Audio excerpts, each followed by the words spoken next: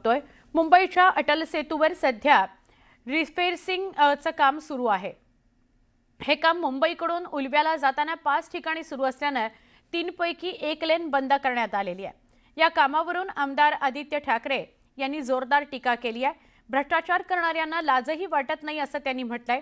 कशा पद्धतीने हे काम सुरू आहे याचा आढावा घेतला आमच्या प्रतिनिधी प्रणाली कापसे यांनी। मी सध्या आलेली आहे मुंबईच्या अटल सेतूवर। अटल सेतू म्हणजे मुंबईच्या हार्बर लाईन ला सुरू होणारा रस्ता जो थेट पनवेलला जोडतो।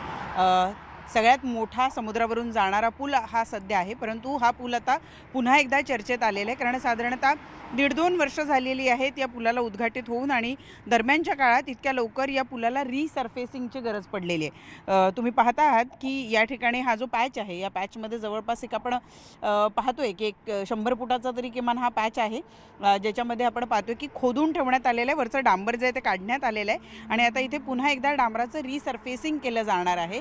हा जो पॅच काढून ठेवलेला जरा हिरवा असा रंग तुम्हाला या ठिकाणी दिसतोय, हा सगळा पॅच काढून ठेवण्यात आला आहे आणि त्यासाठी अटल सेतूची जी एक लेन आहे या भागातली ती पण बंद केल्याची आपण बघतो आहोत।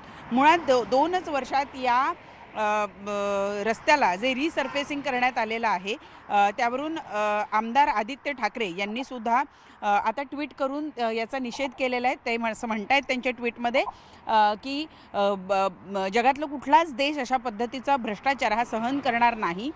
1-2 वर्षापूर्वीच उद्घाटित झालेल्या या रस्त्याच्या बांधकामात किती मोठ्या प्रमाणावर भ्रष्टाचार झाला आहे ते बघा, की इतक्या वेळेला या रस्त्याच्या रिसर्फेसिंगची गरज येऊन पडलेली आहे। आता मी खाली उतरून तुम्हाला दाखवते। साधारणतः काही इंचाचा हा संपूर्ण थर आहे, जो थर काढून टाकण्यात आलेला आहे आणि जसं मी सांगितलं 100 फुटाचं वगैरे अंतर असावं हे, जिथं हे सगळं रिकोटिंग केलं जाणार आहे।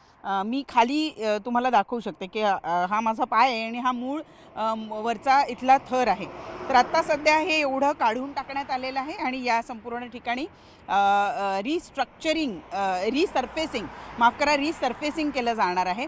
तर हे रिसर्फेसिंग करण्यामागचं कारण स्वतः MMRD यानं सांगितलं आहे, नागरिकांना प्रवाशांना आल्हाददायक प्रवासाचा आनंद मिळावा, कुठल्याही पद्धतीचा खाचखळगा त्यांना जाणवू नये यासाठी या एवढ्या भागाचं रिसर्फेसिंग केलं जाणार आहे।